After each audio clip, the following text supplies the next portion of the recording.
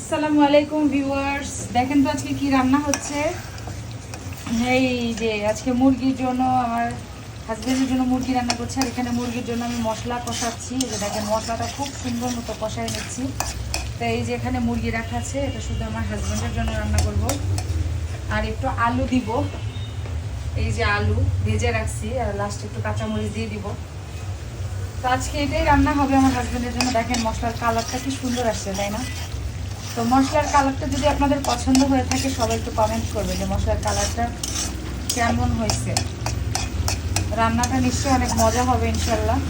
তো কালার দেখি তো মাথা নষ্ট, এত মজা। দেখছেন কীরকম কালার আসছে মশলা, মাশাল্লাহ। আমি নিজেই ফিদা হয়ে যাচ্ছি নিজের রান্নার কালার দেখে। তো যাই হোক, আল্লাহ হাফেজ, সবাই ভালো থাকবেন, সুস্থ থাকবেন।